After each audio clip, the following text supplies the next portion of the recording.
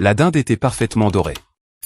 La sauce au canneberge brillait sous la lumière de l'après-midi qui filtrait par la fenêtre de notre salle à manger, et mon estomac se tordait plus que de faim. J'étais assis en face de mes parents, Franck et Carole, pendant que mon jeune frère, Jake, coupait une autre tranche de viande blanche. La conversation avait été légère jusqu'à ce que je pose la question qui me rongeait depuis des semaines. Est-ce que l'hôpital a déjà envoyé mon rendez-vous pour l'opération, ai-je demandé en posant mon verre d'eau. Mes parents ont échangé un regard avant que mon père ne s'éclaircisse la gorge. Ils l'ont envoyé la semaine dernière, Tommy. Ma mère a hoché la tête en s'épongeant les lèvres avec sa serviette. Mais nous avons utilisé l'argent de ton opération pour la fête d'anniversaire de Jake. Il n'a qu'un anniversaire par an. J'ai posé ma fourchette, le bruit métallique résonnant dans le silence soudain. Alors, je suppose que vous ne savez toujours pas qui a vraiment besoin de l'opération. Leurs visages ont immédiatement pâli. Alors, qui est-ce? Le silence s'est étendu sur notre table de salle à manger comme une faille, prête à tout faire éclater.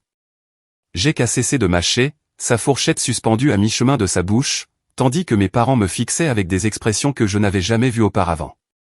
Une confusion pure mêlée à une peur naissante. « De quoi parles-tu, Tommy ?» a murmuré ma mère, sa voix à peine audible au-dessus du tic-tac de l'horloge grand-père dans le coin. Je me suis penché en arrière sur ma chaise, étudiant le visage de mon frère alors que la prise de conscience se dessinait sur ses traits. Le léger grincement de dents quand il changeait de poids.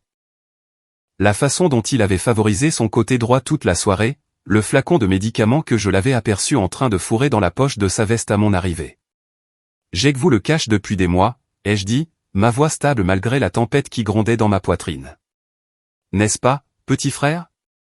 Le teint de Jake est devenu cendré, assorti à la couleur des assiettes en porcelaine de notre grand-mère. Il a posé sa fourchette avec des doigts tremblants. Je ne sais pas de quoi tu parles, a-t-il marmonné, mais ses yeux l'ont trahi. Ils se sont dirigés vers les escaliers, vers sa chambre, où je savais qu'il gardait ses dossiers médicaux cachés sous son matelas. Il y a 3 mois, ai-je continué, observant attentivement les visages de mes parents. Vous vous souvenez quand Jake est tombé du toit des Henderson? Vous pensiez qu'il était juste encore ivre, titubant dans leur jardin après cette fête? Mais il ne s'est pas seulement fait une ecchymose à l'ego cette nuit-là. Le front de mon père s'est plissé. Il a dit qu'il allait bien. Un peu endolori, mais rien de grave. Tommy, arrête, appelait des Jake, une panique authentique s'insinuant dans sa voix. Mais je ne pouvais pas m'arrêter. Pas après avoir passé les 11 derniers mois à travailler 60 heures par semaine chez Peterson & Auto Repair. Mes mains gercées et saignantes à cause de l'huile moteur et du métal, économisant chaque centime pour mon opération de hernie discale. Pas après avoir vu mes parents dépenser 12 000 $ pour une fête d'anniversaire qui a duré 4 heures. Montre-leur tes flacons de médicaments, Jake, ai-je dit doucement. Ce que tu caches dans ton vieux gant de baseball, l'oxycodone, les relaxants musculaires, les anti-inflammatoires. Ma mère a haleté, sa main volant à sa gorge. Jake, est-ce vrai? La respiration de Jake est devenue superficielle, et je l'ai regardé lutter pour maintenir son sang-froid. Le frère qui avait toujours été leur enfant chéri, leur fierté et leur joie, leur investissement dans l'avenir, celui qui ne pouvait faire aucun mal pendant que je grattais, économisais et sacrifiais. Comment savais-tu, a-t-il murmuré. Parce que je te vois souffrir depuis des semaines, ai-je répondu, sentant ma colère monter comme la pression dans une chaudière. Je t'ai vu prendre des pilules avant le petit déjeuner. Je t'ai vu t'agripper à la rampe d'escalier comme si ta vie en dépendait. J'ai remarqué que tu pouvais à peine soulever un gallon de lait sans que ton visage ne se contorsionne d'agonie. Je me suis tourné vers mes parents qui étaient assis, figés sur leur chaise. Et je vous ai vus tous les deux l'ignorer parce que le reconnaître signifierait admettre que votre précieux fils n'est pas parfait. Les yeux de ma mère se sont remplis de larmes. Nous ne savions pas, Tommy. Nous n'avions aucune idée qu'il souffrait. Vous ne vouliez pas savoir, l'ai-je corrigé. Tout comme vous ne vouliez pas savoir que je faisais des doubles gardes depuis Noël dernier, que je sautais des repas, que je conduisais une voiture avec 200 000 miles au compteur parce que je ne pouvais pas me permettre les réparations. Tout ça pour que je puisse réparer une blessure au dos qui s'est produite sur le chantier de construction que vous m'aviez dit de quitter parce que l'université était plus importante. Jake a essayé de se lever, mais ses jambes ont légèrement fléchi et il s'est agrippé au bord de la table pour se soutenir. Le mouvement a provoqué un spasme si violent dans son dos qu'il a crié involontairement. Jésus, a soufflé mon père, voyant enfin ce qui était sous ses yeux depuis des mois. Ça a commencé par une douleur sourde, a admis Jake, sa voix se brisant, après la chute.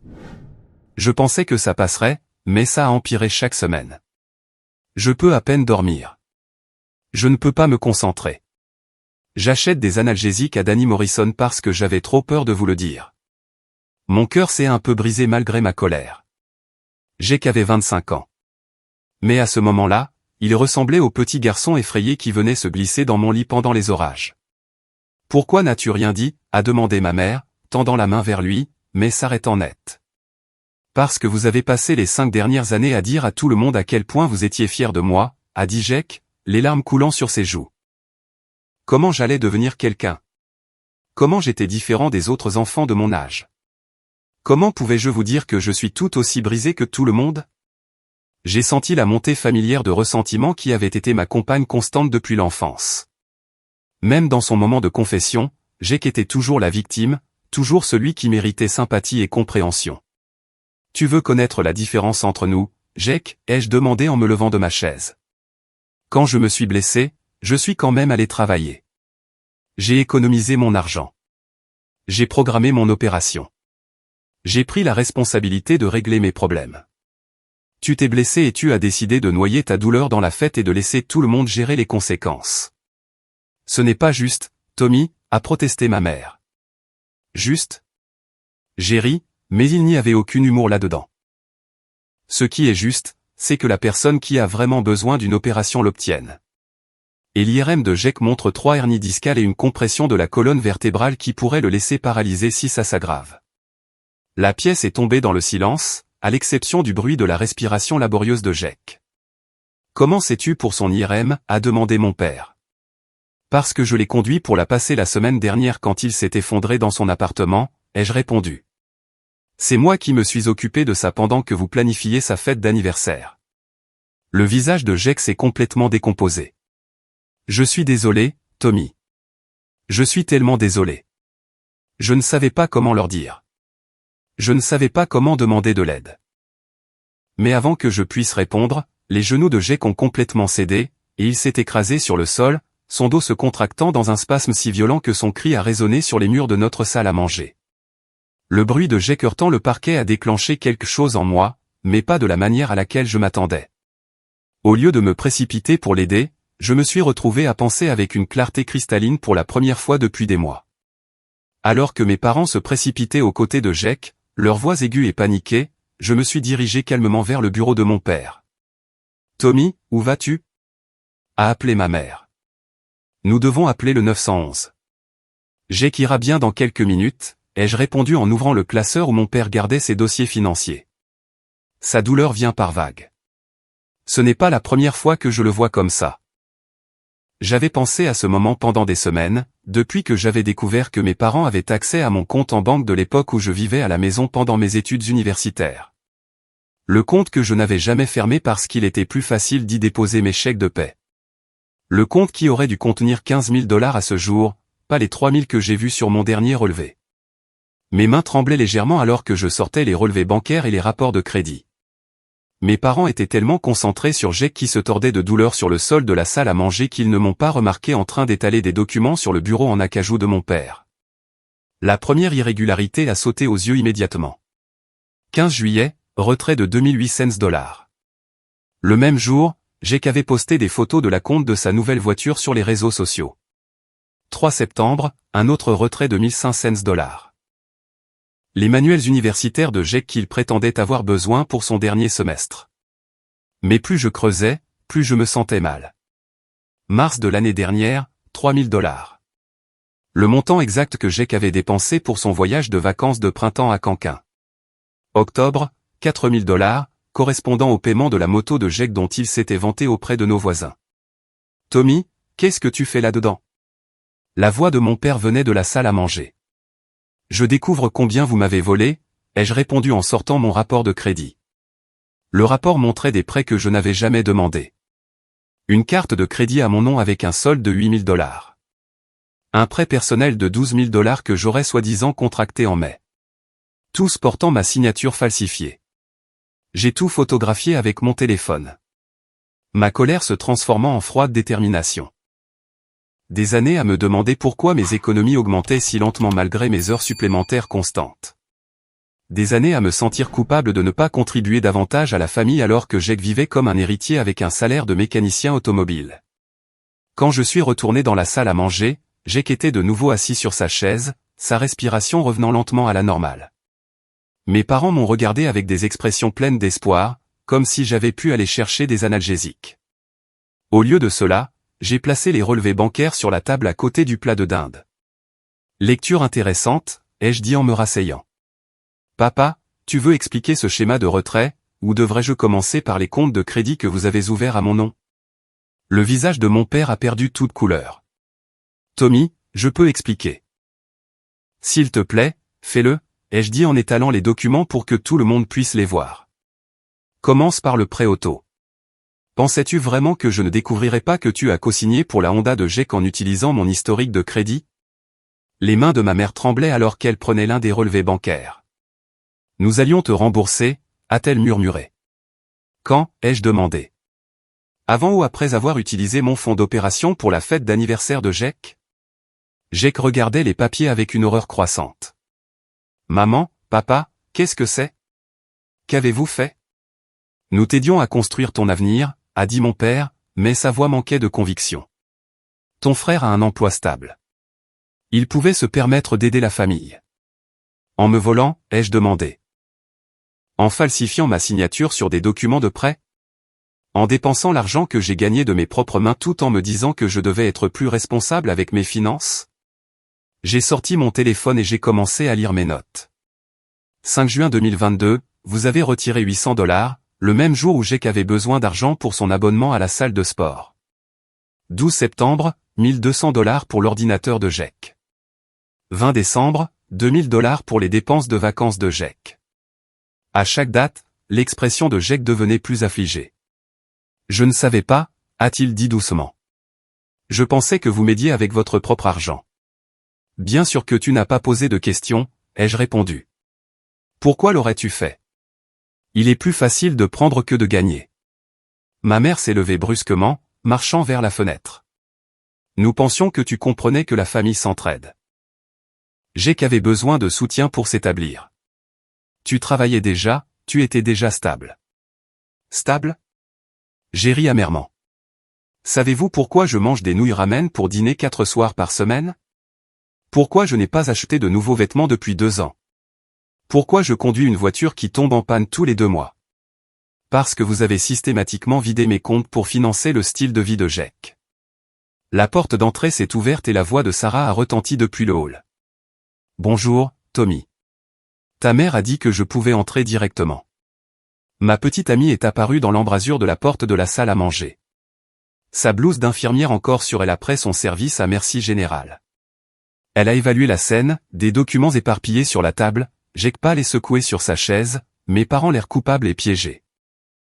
Qu'est-ce qui se passe? A-t-elle demandé en venant se tenir à côté de ma chaise. Mes parents ont volé mon fonds d'opération, ai-je dit simplement. Depuis des années, apparemment. La formation de Sarah a immédiatement pris le dessus. Elle s'est agenouillée à côté de Jake, vérifiant son pouls et examinant sa posture. Tu souffres beaucoup, a-t-elle observé. Depuis combien de temps ça dure? 3 mois, a admis Jake. Peut-être plus. Sarah a levé les yeux vers mes parents. Et vous n'avez pas remarqué que votre fils souffrait de ce qui semble être une grave blessure à la colonne vertébrale? Nous pensions qu'il s'adaptait juste à la vie d'adulte, a dit faiblement ma mère. Sarah s'est levée, son expression professionnelle mais froide. Tommy me parle de ses difficultés financières depuis des mois. Il saute des repas pour économiser de l'argent pour son opération. J'ai proposé de l'aider, mais il a insisté pour payer de sa poche. Elle a pris l'un des relevés bancaires. Maintenant, je comprends pourquoi il avait des difficultés. Mon père a tenté de limiter les dégâts. Sarah, tu ne comprends pas la dynamique de notre famille. Tommy a toujours été le responsable. Nous savions qu'il pouvait gérer. Gérer le fait que son argent soit volé? A demandé Sarah sèchement. Gérer le fait de s'épuiser au travail pendant que vous financiez les fêtes de Jake? Ce n'étaient pas des fêtes, a protesté ma mère. Nous investissions dans l'avenir de Jake, son potentiel. Quel potentiel, ai-je demandé en me levant. Jake a abandonné l'université 3 fois. Il n'a jamais gardé un emploi plus de 6 mois. Il passe tous ses week-ends dans des bars ou des fêtes. Dans quoi investissiez-vous exactement?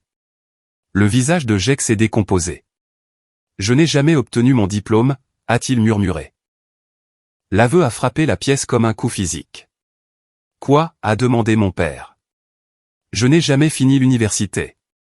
J'ai abandonné il y a 2 ans. Je vous ai menti, en vous disant que je suivais des cours alors qu'en réalité, j'étais juste, je ne sais pas, en train d'essayer de trouver ma voie. L'argent que vous m'avez donné pour les frais de scolarité, je l'ai utilisé pour autre chose. Ma mère s'est affalée sur sa chaise. 2 ans? Tu nous as menti pendant 2 ans. Je ne pouvais pas vous décevoir à nouveau, a dit Jake, les larmes coulant librement maintenant. Vous étiez si fier quand je me suis inscrit. Vous avez dit à tout le monde que j'allais être le premier diplômé universitaire de notre famille. Je ne pouvais pas vous enlever ça. Sarah a sorti son téléphone. Je vais vous montrer quelque chose, a-t-elle dit en ouvrant son application bancaire. C'est mon compte d'épargne, 15 000 $. Je l'ai mis de côté pour aider Tommy avec les frais médicaux parce que j'étais inquiète de voir à quel point il se serrait la ceinture financièrement. Elle a regardé directement mes parents. Je gagne 38 000 $ par an en tant qu'infirmière diplômée. J'ai réussi à économiser autant en 18 mois en budgétisant soigneusement et en vivant selon mes moyens. Tommy gagne 45 000 $ en tant que mécanicien. Comment est-il possible qu'il ait moins économisé que moi, à moins que quelqu'un n'ait pris son argent? La question flottait dans l'air comme de la fumée. Mon père s'est raclé la gorge. Nous allions te le dire finalement, à propos des prêts. Nous pensions que tu comprendrais une fois que Jake serait établi et pourrait te rembourser. Avec quel travail? Ai-je demandé. Quel revenu? Quelle compétence? Vous l'avez encouragé à être complètement dépendant de vous tout en me faisant payer le privilège d'être responsable. J'ai rassemblé tous les documents et je me suis dirigé vers la porte. Je rentre chez moi pour déterminer exactement combien vous m'avez volé. Et ensuite, je déciderai si j'implique la police ou si je vous coupe simplement de ma vie. Tommy, attends, a appelé ma mère. Nous pouvons arranger ça. Nous sommes une famille. Je me suis retourné pour les regarder. La famille ne se vole pas entre elles. La famille ne falsifie pas de signature, et la famille ne ment pas à ce sujet pendant des années en regardant un enfant lutter pour payer des soins médicaux dont il a désespérément besoin. Alors que je prenais ma veste, Jake a parlé une dernière fois. Il y a autre chose que vous devriez savoir, a-t-il dit doucement. Les documents de prêt. J'en ai signé certains aussi. Papa m'a dit que tu avais accepté de m'aider et que je devais juste co-signer comme formalité. Ma main s'est figée sur la poignée de la porte. Quel document de prêt? Jake a sorti son téléphone et a fait défiler ses SMS. Le prêt sur valeur domiciliaire contre la maison, 15 000 $. Papa a dit que tu voulais aider avec les rénovations de la maison et qu'il était plus facile d'utiliser la maison comme garantie. Sarah et moi avons échangé un regard. Tommy, a-t-elle dit prudemment. Quelle rénovation? J'ai regardé autour de notre salle à manger, notant le même papier peint délavé, le même tapis usé, les mêmes luminaires qui étaient là depuis mon enfance. Il n'y a pas eu de rénovation, ai-je dit lentement, et c'est à ce moment-là que j'ai réalisé que la profondeur de la tromperie de mes parents dépassait de loin tout ce que j'avais imaginé. La révélation sur le prêt sur valeur domiciliaire m'a frappé comme un coup de poing à la poitrine. J'ai fixé Jake, essayant de digérer ce qu'il venait d'admettre, quand soudain son visage s'est contorsionné d'agonie et il a basculé en avant sur sa chaise. Jake, a crié ma mère. Ce n'était pas comme l'épisode précédent. Le dos de Jake s'est arqué de manière anormale, ses mains griffant la table alors que des vagues de spasmes déchiraient sa colonne vertébrale. Sa respiration était courte, désespérée, et quand il a essayé de parler, seuls des sons étranglés sont sortis. Sarah s'est immédiatement mise à genoux à côté de lui, sa formation médicale prenant complètement le dessus. Appelez le 911 tout de suite, a-t-elle ordonné, ses mains soutenant doucement la tête et le cou de Jake. Ce n'est pas un spasme musculaire normal. J'ai cherché mon téléphone à tâtons pendant que mes parents restaient figés de terreur. 911, quelle est votre urgence?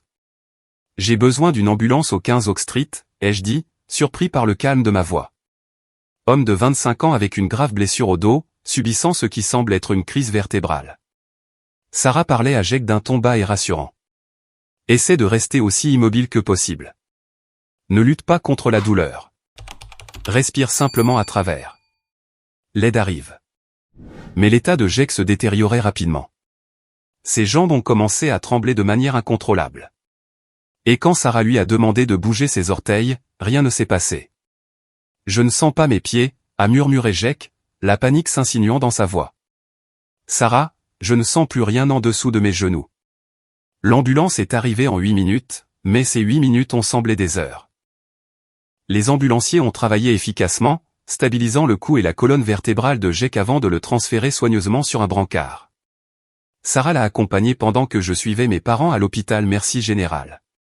La salle d'urgence était un tourbillon d'activité. Jake a disparu derrière des rideaux pendant que nous étions assis dans la salle d'attente, les néons stériles bourdonnant au-dessus de nos têtes. Ma mère alternait entre les pleurs et les prières tandis que mon père fixait d'un air absent les dalles de moquette usées.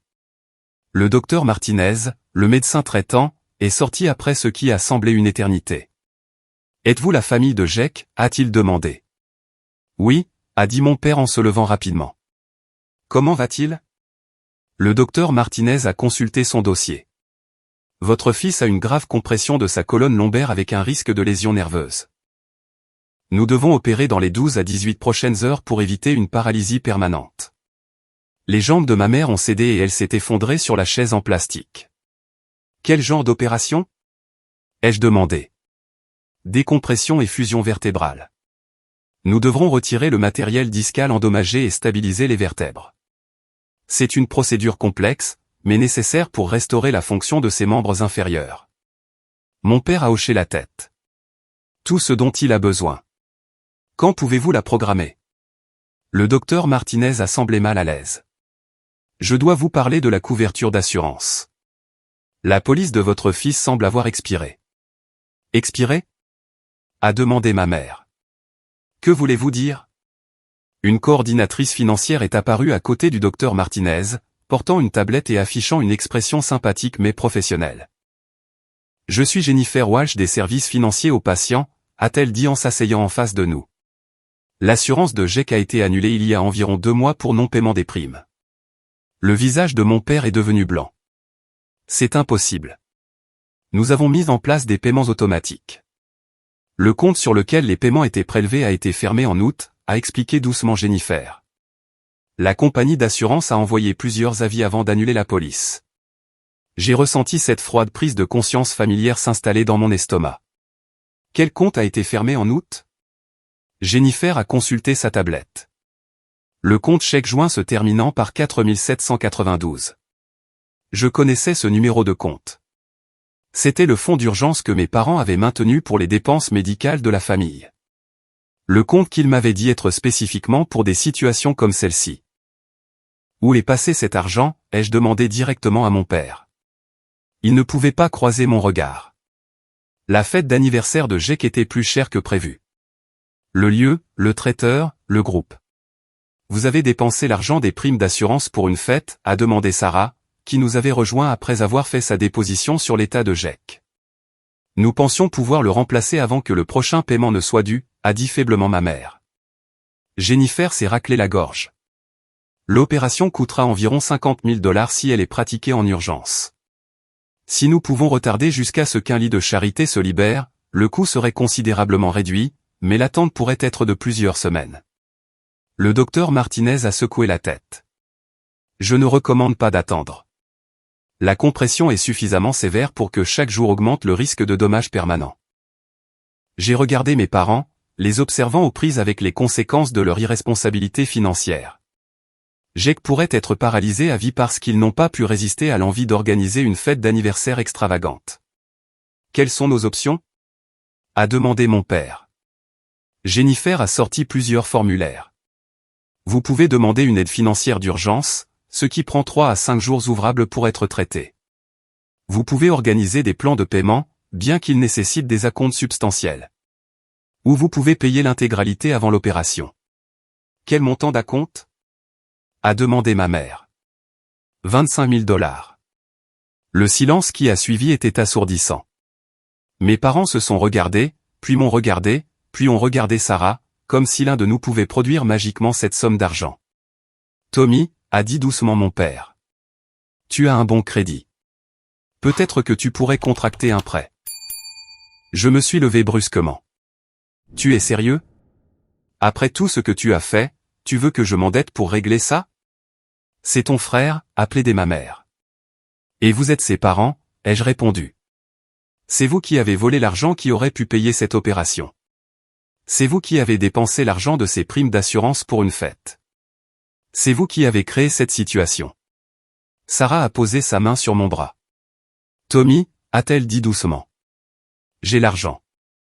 Mes économies pourraient couvrir la compte. Je me suis retourné pour la regarder fixement. Absolument pas. Ce n'est pas ta responsabilité. Mais ce n'est plus vraiment une question de responsabilité, a-t-elle dit. C'est une question de vie de Jack. Il pourrait être paralysé. J'ai senti les larmes me piquer les yeux. Sarah était prête à sacrifier toutes ses économies pour mon frère. Le même frère qui ne lui avait jamais montré qu'une indifférence polie. Le même frère qui avait bénéficié sans le savoir d'années d'argent volé.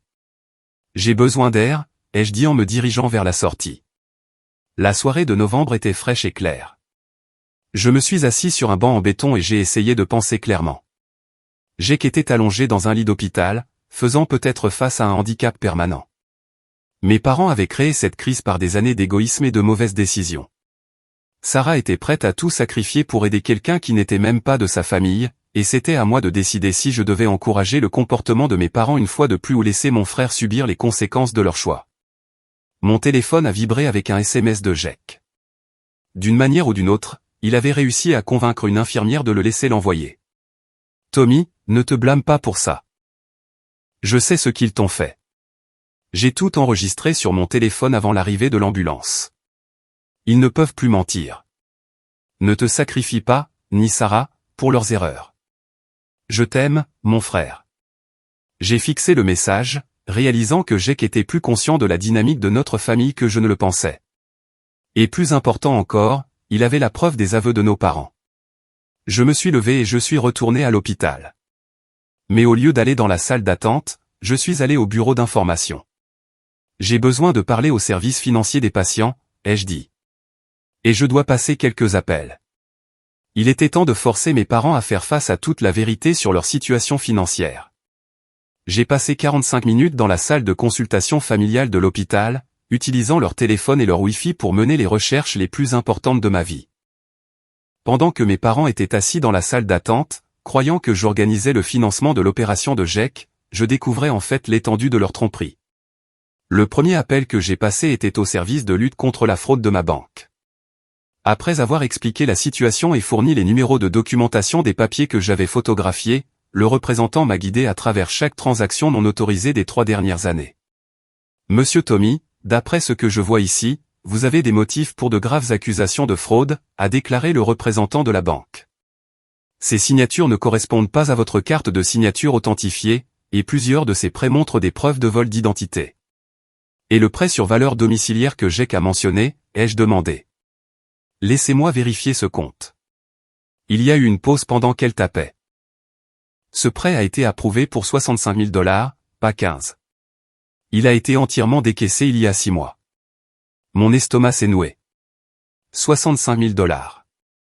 Qu'est-il arrivé aux 50 000 $ restants? Je ne peux pas fournir de détails par téléphone, mais je peux vous dire que les fonds ont été transférés sur plusieurs comptes, dont certains semblent être des portefeuilles d'investissement. Des portefeuilles d'investissement. Mes parents avaient contracté un prêt massif contre leur maison, dit à Jack que c'était pour 15 000 $ de rénovation, et investi le reste tout en utilisant l'argent de mon opération pour sa fête d'anniversaire. Mon deuxième appel était au bureau de l'évaluateur du comté. Les registres publics montraient que mes parents possédaient non seulement notre maison familiale, mais aussi une propriété locative sur Maple Street qui générait 1 200 $ par mois de revenus, une propriété dont je n'avais jamais connu l'existence. Le troisième appel était à Edward Financial Services, le cabinet dont j'avais trouvé la carte de visite dans le tiroir du bureau de mon père. Eddie Hartwell à l'appareil, a répondu une voix joyeuse. Monsieur Hartwell, c'est Tommy Thompson. Je crois que vous gérez les comptes d'investissement de mes parents, Frank et Carol Thompson. Tommy, bien sûr. Vos parents parlent de vous tout le temps. Êtes-vous enfin prêt à commencer à investir une partie de votre argent durement gagné? Mon sang s'est glacé. Mes parents parlent de moi. Oh, oui. Ils sont très fiers de votre sens des responsabilités. Frank disait encore la semaine dernière que vous faisiez des heures supplémentaires pour payer des frais médicaux. Un vrai renforcement du caractère, a-t-il dit. Pas comme ces jeunes qui s'attendent à ce que tout leur soit donné. J'ai serré le téléphone plus fort. M. Hartwell, pouvez-vous me donner la valeur actuelle du portefeuille de mes parents? Eh bien, je ne peux pas donner de chiffres exacts sans autorisation, mais ils s'en sortent plutôt bien. Les fonds communs de placement et les investissements indiciels ont très bien performé cette année. De plus, avec ce flux de revenus immobiliers et le récent dépôt de leurs prêts sur valeur domiciliaire, j'estimerais qu'ils sont assez confortables, probablement près de 200 000 $ d'actifs totaux. 200 000 $. Mes parents avaient pleuré la misère tout en étant assis sur une fortune qui aurait pu couvrir les opérations de Jack et la mienne plusieurs fois. Le récent dépôt que vous avez mentionné, ai-je dit prudemment. Du prêt sur valeur domiciliaire, 50 000 $ investis dans un portefeuille équilibré au printemps dernier. Un coup intelligent, vraiment. À leur âge, ils avaient besoin de quelque chose qui génère de meilleurs rendements qu'un compte d'épargne. J'ai remercié Monsieur Hartwell et j'ai raccroché, les mains tremblantes de rage. Sarah m'a trouvé 20 minutes plus tard, toujours assis dans la salle de consultation avec des pages de notes étalées sur la table. Qu'est-ce que c'est que tout ça? A-t-elle demandé en s'asseyant à côté de moi. Des preuves, ai-je dit simplement. Mes parents ne sont pas fauchés, Sarah. Ils ne sont même pas près de l'être. Je lui ai expliqué tout ce que j'avais découvert. La propriété locative cachée, les comptes d'investissement d'une valeur de 200 000 $, le prêt sur valeur domiciliaire sur lequel ils avaient menti, le vol systématique de mes comptes pendant qu'ils accumulaient secrètement des richesses. Ils ont joué aux pauvres tout en construisant un portefeuille d'investissement, ai-je dit. Ils ont contracté un prêt de 65 000 $, on dit à Jack que c'était pour 15 000 $ de rénovation, ont investi les 50 000 $ restants et ont utilisé l'argent de mon opération pour sa fête d'anniversaire parce qu'ils ne voulaient pas toucher à leurs propres actifs. Sarah a regardé les documents. Je n'arrive même pas à traiter ce niveau de manipulation. C'est pire que ça, ai-je dit en lui montrant mes notes de l'appel avec leur conseiller financier. Selon Monsieur Hartwell, ils se sont vantés de mon éthique de travail et de ma responsabilité financière. Ils pensent que c'est bon pour mon caractère de lutter pendant qu'ils vivent confortablement de mon argent volé. L'expérience d'infirmière de Sarah lui avait appris à rester calme dans les situations de crise. Mais j'ai vu son sang-froid professionnel se fissurer. Ils t'ont regardé sauter des repas et conduire une voiture qui tombe en panne tout en étant assis sur 200 000 $, a-t-elle demandé. Et en riant, apparemment. Le conseiller financier a dit qu'il pense que c'est bon pour les jeunes d'apprendre la valeur du travail acharné. J'ai rassemblé tous les documents et je me suis levé. Allez, il est temps de les confronter à la vérité. Nous avons trouvé mes parents dans la salle d'attente où nous les avions laissés. Ma mère serrant un mouchoir et mon père regardant son téléphone. Tommy, Dieu merci, a dit ma mère. As-tu pu arranger le financement? J'ai pu arranger certaines choses, ai-je dit en m'asseyant en face d'eux. Parlez-moi de votre propriété locative sur Maple Street. Le visage de mon père est devenu complètement blanc. Comment as-tu découvert ça? A murmuré ma mère. De la même manière que j'ai découvert vos 200 000 $ de compte d'investissement, ai-je répondu. Et le prêt sur valeur domiciliaire de 65 000 $ sur lequel vous avez menti à Jack. J'ai placé les registres imprimés sur la table basse entre nous. J'ai passé 1 heure au téléphone avec votre conseiller financier, Eddie Hartwell. Un type intéressant. Très bavard une fois qu'il a pensé que j'étais un client potentiel. Mes parents sont restés assis dans un silence stupéfait. Alors que je continuais, il m'a dit à quel point vous êtes fier de mon éthique de travail. Comment vous pensez que cela renforce le caractère des jeunes de lutter financièrement? Comment vous vous êtes moqué de mes difficultés financières tout en construisant un portefeuille d'investissement avec de l'argent volé? Tommy, tu ne comprends pas, a commencé mon père. Je comprends parfaitement, ai-je interrompu. Vous m'avez systématiquement volé pendant des années tout en accumulant suffisamment de richesses pour payer nos 2 opérations sans même toucher à vos investissements principaux. Vous m'avez appris la valeur du travail acharné en vous assurant que je n'en bénéficie jamais. Ma mère pleurait ouvertement maintenant. Nous pensions. Nous voulions nous assurer que tu développes de bonnes habitudes de travail. En me volant? En falsifiant ma signature sur des documents de prêt? En dépensant l'argent de mon opération pour une fête pendant que Jack souffrait d'agonie? Sarah s'est penchée en avant. Vous avez assez d'argent pour payer l'opération de Jake dès maintenant, ce soir, sans affecter du tout votre sécurité financière à long terme. Cet argent est pour notre retraite, a dit faiblement mon père. Et l'argent de Tommy était pour son opération, a répondu Sarah. Les primes d'assurance de Jake étaient pour ses soins médicaux. Où se situe votre responsabilité envers vos enfants dans votre planification de la retraite? Je me suis levé et je me suis dirigé vers la fenêtre, regardant le parking où les ambulances continuaient d'arriver avec d'autres familles confrontées à leur propre crise. Voici ce qui va se passer, ai-je dit sans me retourner. Vous allez payer pour l'opération de Jake en utilisant votre propre argent. Tout, y compris les soins de suivi et la rééducation dont il a besoin. Tommy, a commencé ma mère. Je n'ai pas fini, ai-je dit en me retournant pour leur faire face. Vous allez me rembourser chaque centime que vous m'avez volé, avec des intérêts calculés au même taux que les prêts que vous avez contractés à mon nom, et vous allez le faire immédiatement, pas en plusieurs fois. Les épaules de mon père se sont affaissées. Ce serait la plupart de nos actifs liquides. Bien, ai-je dit. Peut-être que vous comprendrez alors ce que ça fait de s'inquiéter pour l'argent. J'ai sorti mon téléphone et j'ai ouvert le SMS de Jake. Oh, et une dernière chose. Jake a enregistré toute votre confession tout à l'heure. Chaque aveu de vol, chaque explication de vos justifications, chaque détail sur la façon dont vous nous avez manipulés tous les deux. La couleur a quitté leurs deux visages. Il quoi, a murmuré ma mère. Un gamin intelligent, mon frère. Plus intelligent que vous ne le pensiez. Certainement plus intelligent que ce à quoi vous vous attendiez quand vous voliez de l'argent et que vous mentiez à ce sujet. Je leur ai montré le message de Jake sur mon téléphone. Il m'a envoyé ça pendant que nous étions dehors. Il sait tout et il a la preuve de tout. Mes parents se sont regardés avec l'expression de personnes qui venaient de réaliser que leur monde entier s'effondrait autour d'eux. Maintenant, ai-je dit, allons payer pour l'opération de Jake afin qu'il puisse commencer à se remettre des dommages que vous avez causés. La marche jusqu'à la chambre de Jake ressemblait à un cortège funèbre. Mes parents se déplaçaient d'un pas traînant, celui de personnes complètement vaincues. Tandis que Sarah et moi les flanquions comme des gardes escortant des prisonniers, les couloirs stériles de l'hôpital résonnaient du bruit de nos pas et du bip lointain des équipements médicaux. Jake était réveillé quand nous sommes entrés dans sa chambre, calé sur des oreillers, son téléphone à la main. La couleur était revenue sur son visage, mais ses yeux contenaient un mélange de douleur et de détermination que je n'avais jamais vu auparavant. Tu leur as dit, m'a-t-il demandé directement. Je leur ai parlé de l'argent, ai-je répondu. Tout. Jake a regardé nos parents qui restaient près de la porte, comme s'ils avaient peur de s'approcher. J'ai tout entendu ce que vous avez dit dans la salle à manger, leur a-t-il dit. À propos de l'argent volé, des signatures falsifiées, de la façon dont vous pensiez que c'était bon pour le caractère de Tommy de lutter. Jake, nous pouvons expliquer, a dit notre mère en se dirigeant vers son lit. Arrête, a dit fermement Jake. Je ne veux pas entendre d'explication. Je veux vous entendre admettre ce que vous avez fait. Notre père s'est raclé la gorge. Fils, la situation financière est compliquée. Ce n'est pas compliqué du tout, a interrompu Jake, sa voix plus forte que je ne l'avais entendue depuis des mois. Vous avez volé Tommy pendant des années.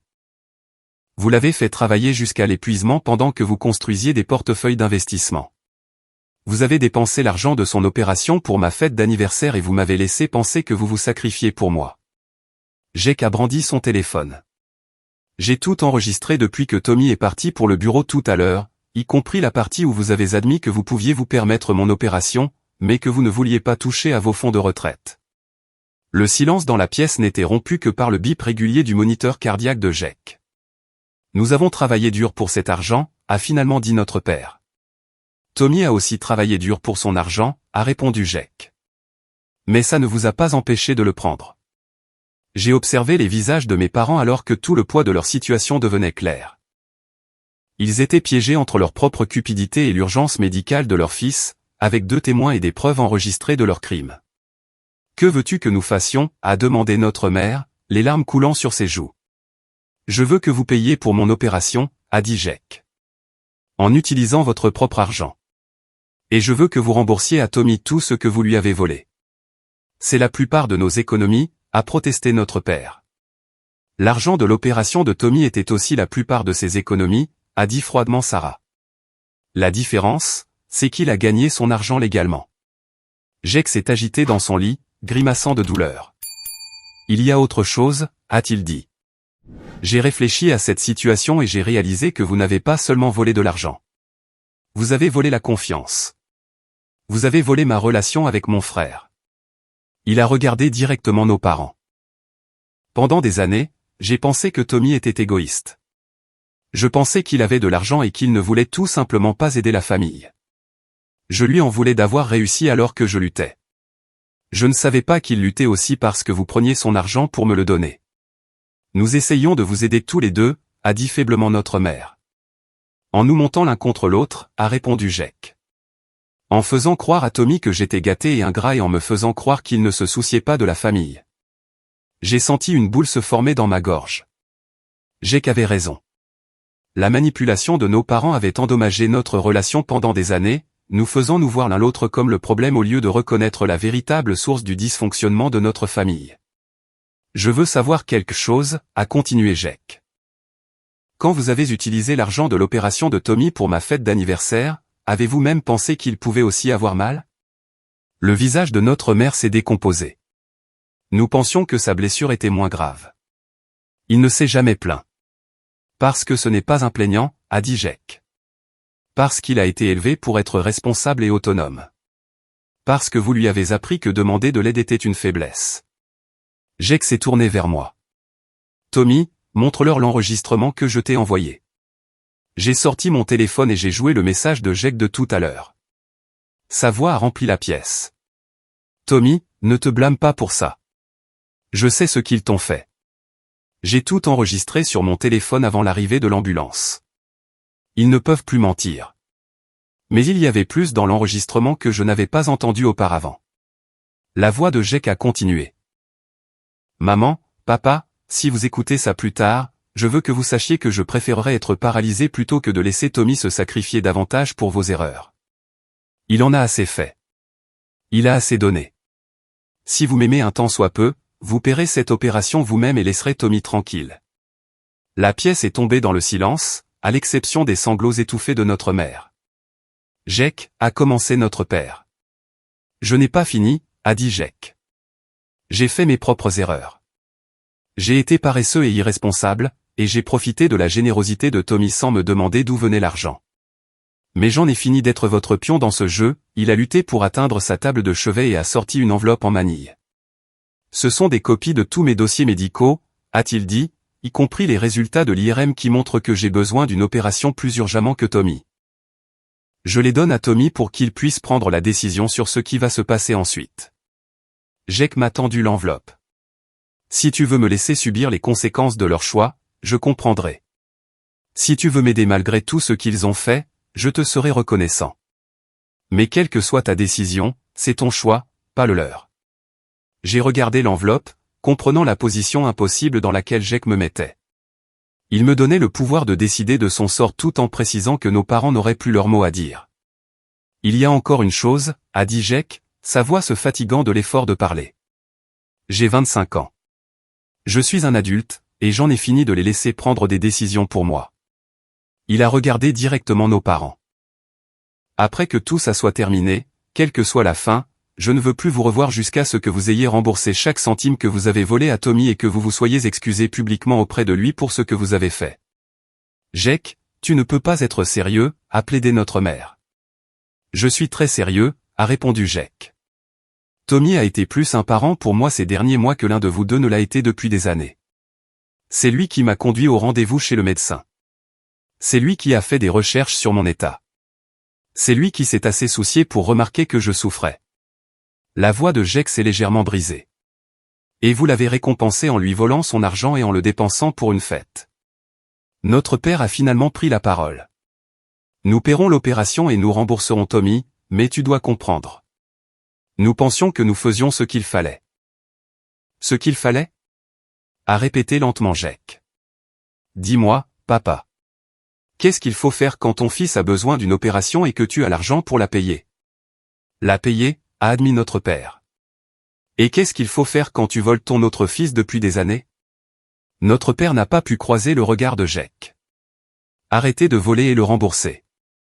Alors pourquoi? A demandé Jake, sa voix s'élevant malgré sa douleur. A-t-il fallu que je sois sur le point de mourir pour que vous compreniez ce qu'il fallait faire? Personne n'avait de réponse à cette question.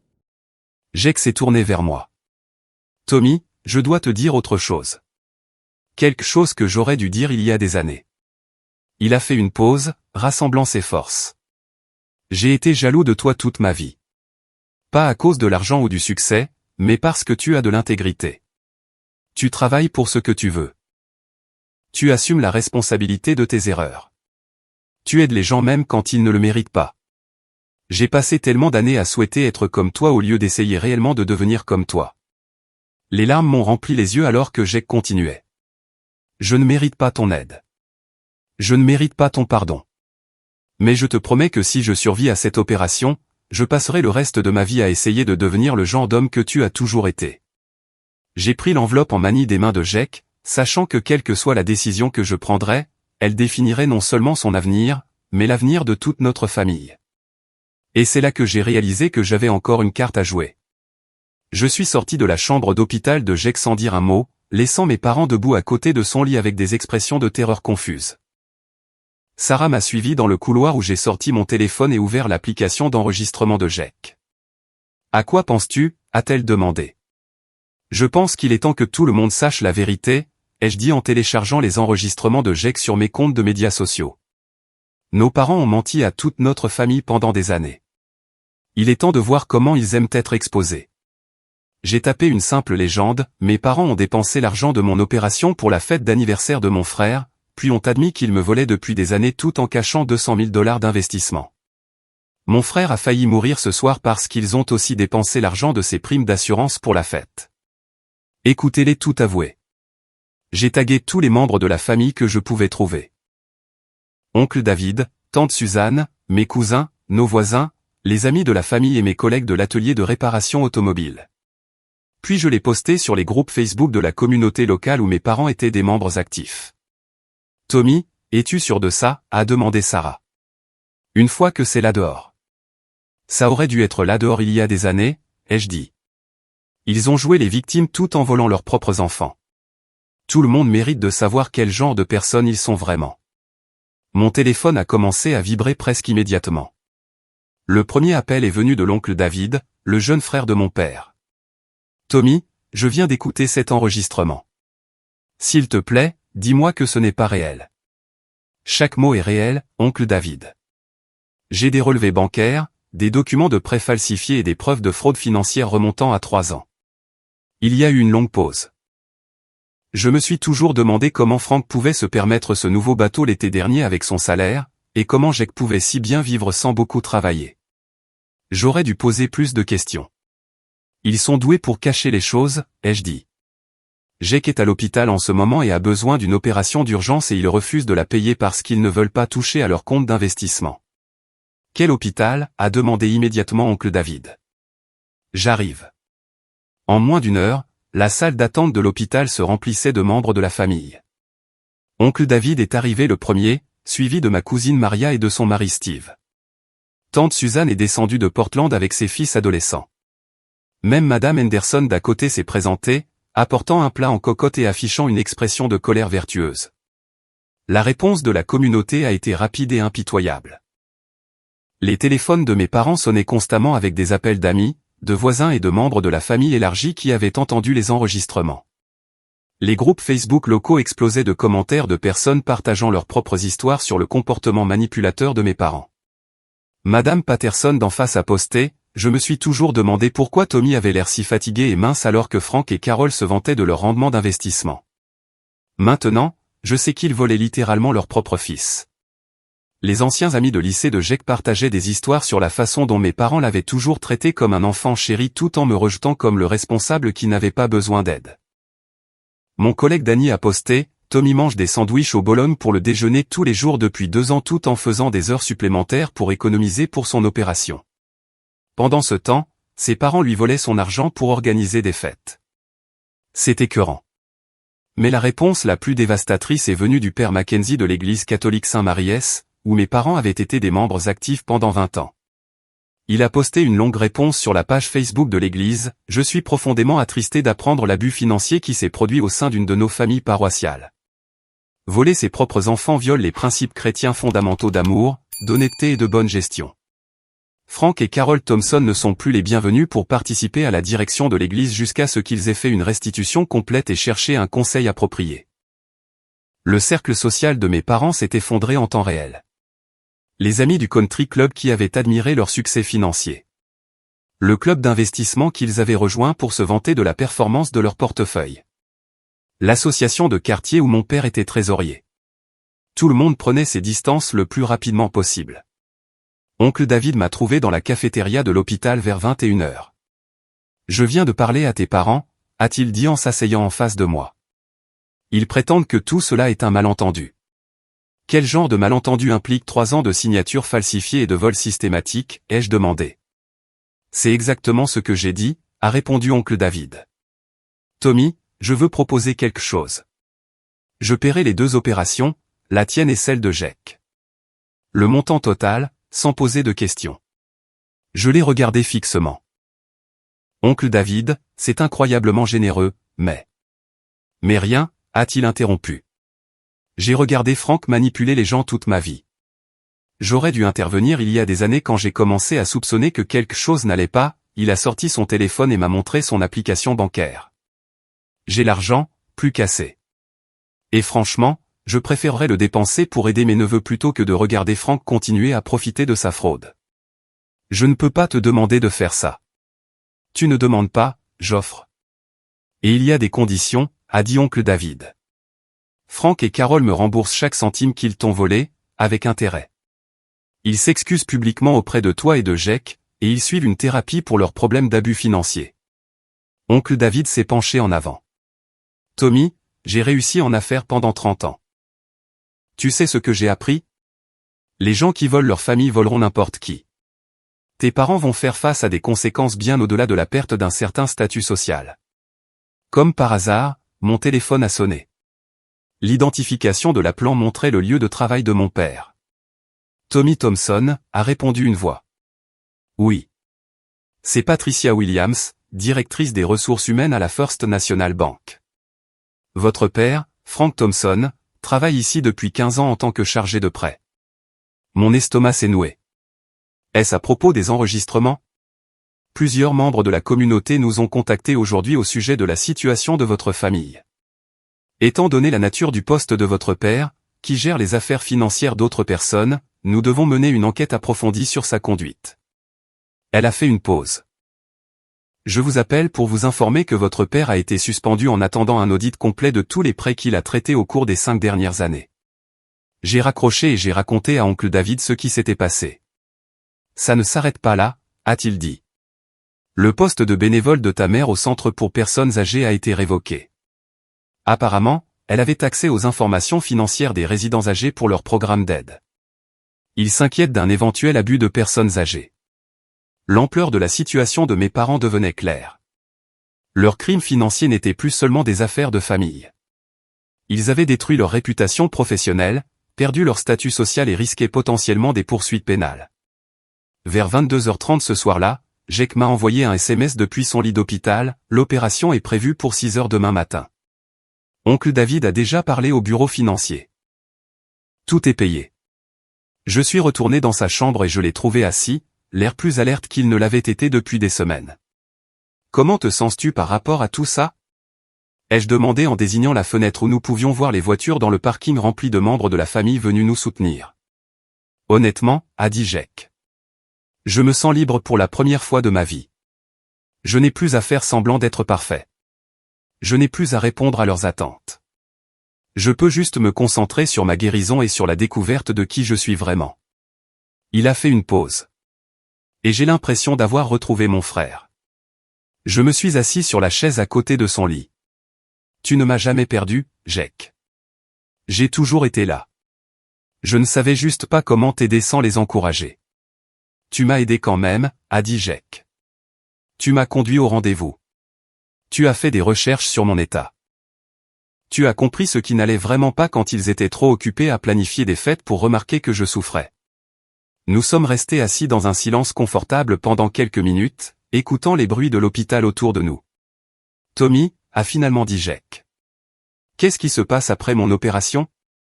Pour eux, je veux dire. J'ai regardé par la fenêtre les membres de la famille toujours rassemblés dans le parking. Des gens qui avaient conduit des heures pour nous soutenir une fois qu'ils avaient appris la vérité. Je pense qu'ils vont apprendre ce que ça fait de faire face aux conséquences de leurs actions, ai-je dit. Et peut-être que s'ils sont prêts à faire le travail, ils pourraient devenir de meilleures personnes. Tu penses qu'ils peuvent changer? J'ai réfléchi à la question. Je ne sais pas, mais pour la première fois de notre vie, ils vont devoir essayer. 6 mois plus tard, je me tenais à l'entrée de la clinique de physiothérapie de Jake, regardant mon frère aider une femme âgée à faire ses exercices. Ses mouvements étaient confiants et sans douleur. Son sourire était sincère alors qu'il l'encourageait dans ses progrès. La transformation était remarquable, non seulement physiquement, mais dans tous les aspects de ce qu'il était devenu. Elle se porte très bien, a dit Jake en s'approchant après avoir terminé la séance. Il y a 3 semaines, elle pouvait à peine marcher 10 pieds. Maintenant, elle prévoit de courir un 5 km avec sa petite fille. Ça me rappelle quelque chose, ai-je dit en souriant.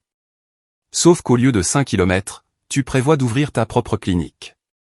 Le visage de Jake s'est illuminé. L'approbation du prêt est arrivée. Je lui ai tendu l'enveloppe de la First Community Bank. Félicitations, partenaire commercial. Jake avait obtenu son diplôme de l'école de physiothérapie avec les meilleures notes de sa classe, découvrant une passion pour aider les autres qui avait surpris tout le monde, y compris lui-même. Le travail était stimulant et significatif. Rien à voir avec les fêtes sans but qui avaient défini le début de sa vingtaine. Je n'arrive toujours pas à croire que tu veuilles être mon partenaire commercial, a dit Jake en ouvrant la lettre d'approbation. Après tout ce qui s'est passé. Tu as fait tes preuves au cours des 6 derniers mois, ai-je dit. Et puis, quelqu'un doit t'empêcher de travailler 20 heures par jour. C'était vrai. Jake s'était jeté dans ses études et sa rééducation avec une intensité qui frisait l'obsession. Comme s'il essayait de rattraper des années de temps perdu, je devais constamment lui rappeler de prendre des pauses et de maintenir un équilibre dans sa vie. Mon atelier de réparation automobile était devenu le garage indépendant le plus prospère de la ville, en grande partie grâce aux recommandations de bouche à oreille des membres de la communauté qui nous avaient soutenus pendant la crise. Le travail honnête et les prix justes avaient gagné la fidélité des clients qu'aucune publicité n'aurait pu acheter. Sarah et moi nous étions mariés lors d'une cérémonie simple chez l'oncle David, entourés des membres de la famille qui s'étaient ralliés à nous.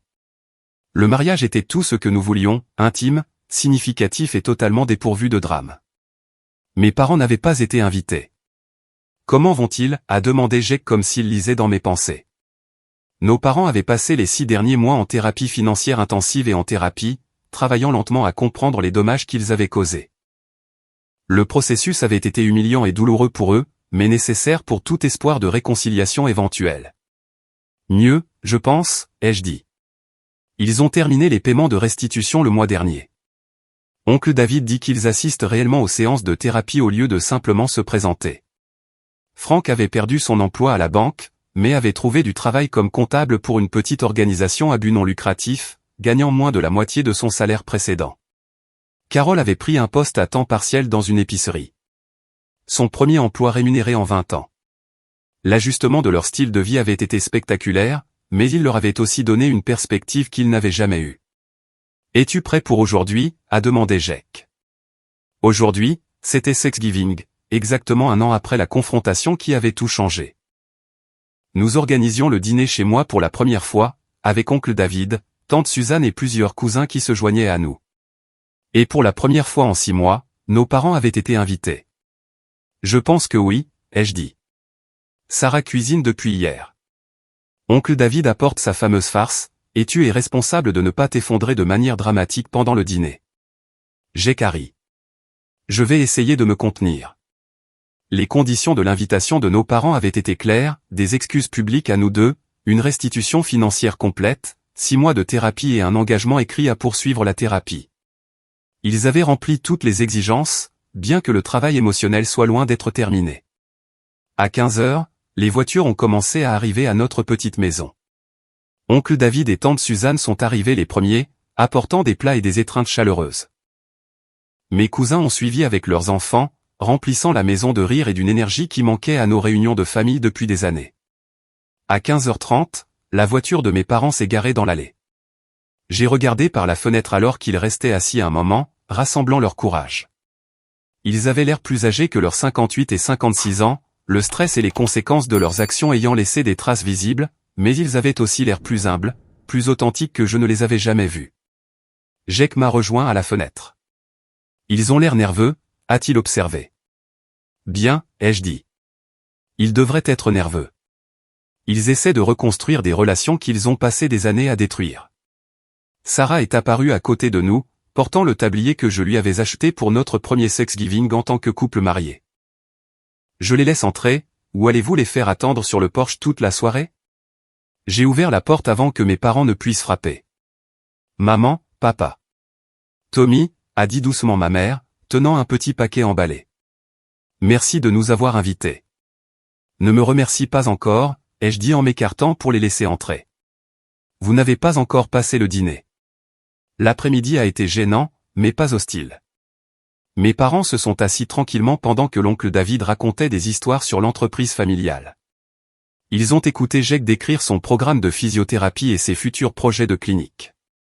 Ils ont regardé Sarah et moi nous déplacer ensemble dans la cuisine, clairement heureux et bien assortis en tant que couple. Lorsque nous nous sommes assis pour manger, l'oncle David a demandé à chacun de partager quelque chose dont il était reconnaissant. Les réponses allaient de la santé et de la famille aux nouvelles opportunités et aux secondes chances. Quand ce fut le tour de mon père, il s'est raclé la gorge nerveusement. Je suis reconnaissant pour les conséquences, a-t-il dit, surprenant tout le monde. Je sais que ça semble étrange, mais cette dernière année m'a appris que les conséquences sont un cadeau.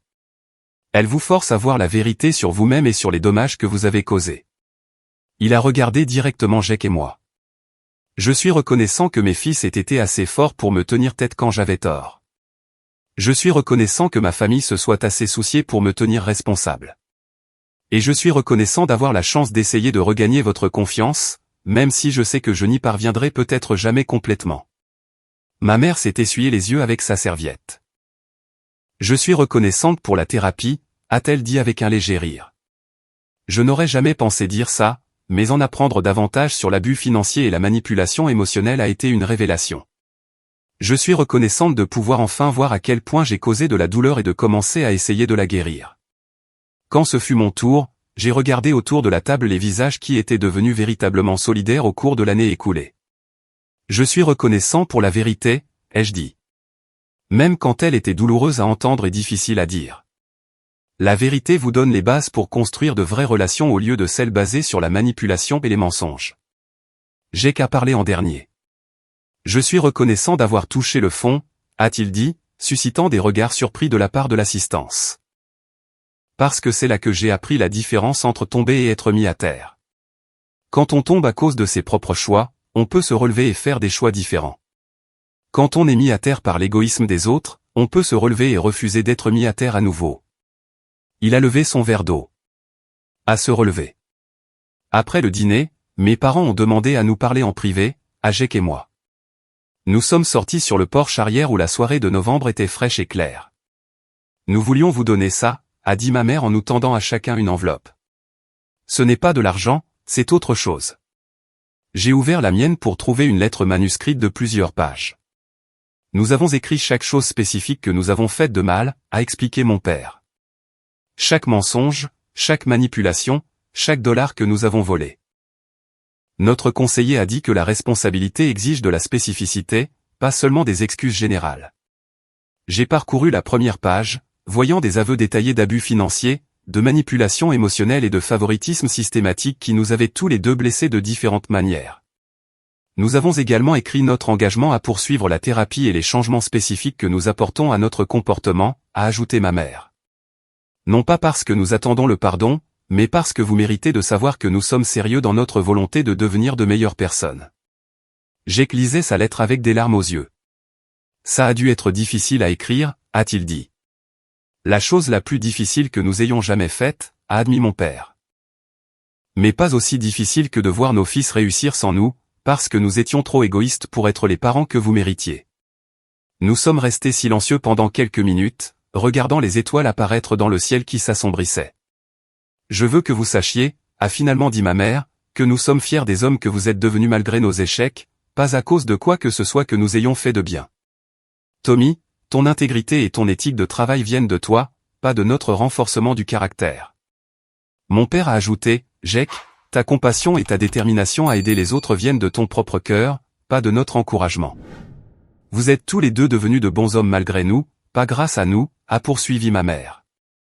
Et nous sommes reconnaissants que vous ayez mieux réussi que nous ne vous l'avions appris. Alors que nous rentrions, Jake m'a pris à part. Penses-tu qu'ils changeront vraiment? A-t-il demandé. J'ai regardé par la fenêtre nos parents aider Sarah à débarrasser, se déplaçant avec précaution et respect dans sa cuisine, demandant la permission avant de toucher quoi que ce soit. Je pense qu'ils essaient, ai-je dit. Le vrai changement prend des années, pas des mois.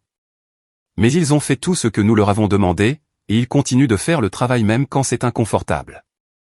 Est-ce que ça suffit? J'ai réfléchi à la question. C'est suffisant pour commencer à reconstruire la confiance lentement, avec des limites et avec la compréhension que gagner le pardon est un processus, pas un événement. J'ai qu'à hocher la tête. Je peux vivre avec ça. Alors que la soirée touchait à sa fin et que les membres de la famille commençaient à rentrer chez eux, l'oncle David m'a pris à part. Vous les garçons, vous avez géré toute cette situation avec plus de sagesse que la plupart des adultes de 2 fois votre âge, a-t-il dit. Vous vous êtes défendus sans devenir cruel. Vous avez tenu les gens responsables sans chercher à vous venger, et vous avez trouvé un moyen de garder la porte ouverte à la guérison sans vous rendre vulnérable à de nouveaux abus. Nous avons eu de bons exemples, ai-je dit en regardant la famille élargie qui nous avait soutenus. Et de bons conseillers qui nous ont appris la différence entre le pardon et l'encouragement. Oncle David a souri. Votre grand-mère serait fière des hommes que vous êtes devenus. Elle disait toujours, la meilleure vengeance contre les gens qui vous blessent est de devenir si réussis et heureux que leur opinion cesse d'avoir de l'importance. Alors que je nettoyais la cuisine ce soir-là, Sarah est venue derrière moi et m'a enlacé. Bonne première Thanksgiving en tant qu'hôte, a-t-elle demandé. Parfaite première Thanksgiving en tant qu'hôte, ai-je répondu en me tournant pour lui faire face. Même les parties difficiles. Penses-tu que les choses continueront de s'améliorer? J'ai regardé notre petite maison remplie de la chaleur de relations familiales authentiques et d'une communication honnête. Je pense que nous avons appris que le mieux n'est pas quelque chose qui vous arrive. C'est quelque chose que vous créez en faisant de bons choix chaque jour et en refusant de laisser le dysfonctionnement des autres définir votre vie. La vérité, c'est que j'avais appris que la vraie famille n'était pas une question de lien de sang ou d'obligation. La vraie famille, c'était des gens qui se présentaient les uns pour les autres avec honnêteté, qui se tenaient mutuellement responsables avec amour, et qui soutenaient la croissance de l'autre même quand c'était difficile. Jake avait appris à assumer la responsabilité de ses choix tout en attendant le respect et l'honnêteté des autres. Nos parents apprenaient que l'amour exigeait le sacrifice de leur propre confort, pas le sacrifice du bien-être de leurs enfants. Et notre famille élargie avait appris que garder le silence sur les abus ne fait que les encourager. Plus important encore, nous avions tous appris que les conséquences ne sont pas des punitions. Ce sont des enseignants. Et parfois, la chose la plus aimante que vous puissiez faire pour quelqu'un est de le laisser faire face aux conséquences de ses actions afin qu'il ait l'opportunité d'apprendre et de grandir. Le jeune homme qui s'était assis à cette table de Thanksgiving un an auparavant, confus et blessé par la trahison de sa famille, était devenu quelqu'un qui comprenait la différence entre réparer les gens et les soutenir, entre encourager et aimer, entre le pardon et la sottise. Alors que j'éteignais les lumières de la cuisine et que je montais avec Sarah, je me sentais sincèrement reconnaissant pour la première fois depuis des années. Non seulement pour ce que j'avais, mais pour ce que j'avais appris. Non seulement pour les personnes qui m'avaient soutenu, mais pour la force que j'avais découverte en moi. Parfois, le plus grand cadeau n'est pas d'obtenir ce que l'on veut. Parfois, c'est d'obtenir exactement ce dont on a besoin pour devenir la personne que l'on a toujours été censé être. Maintenant, je veux vous demander quelque chose d'important. Avez-vous déjà eu à choisir entre encourager quelqu'un que vous aimez et le tenir responsable de ses actions? Comment avez-vous géré cet équilibre difficile entre la loyauté familiale et les limites personnelles? Partagez vos pensées dans les commentaires ci-dessous car votre expérience pourrait aider quelqu'un d'autre confronté à une situation similaire. Si cette histoire a résonné en vous, veuillez appuyer sur le bouton j'aime pour soutenir plus de contenu comme celui-ci. Abonnez-vous pour entendre plus d'histoires sur la façon de surmonter les défis familiaux et de trouver votre propre chemin vers le bonheur. Et s'il vous plaît, partagez cette histoire avec toute personne qui pourrait bénéficier d'entendre parler du pouvoir de la vérité, de la responsabilité et de la guérison authentique. Merci de m'avoir accompagné dans ce voyage. Et rappelez-vous, vous méritez des relations basées sur le respect, l'honnêteté et le soutien mutuel.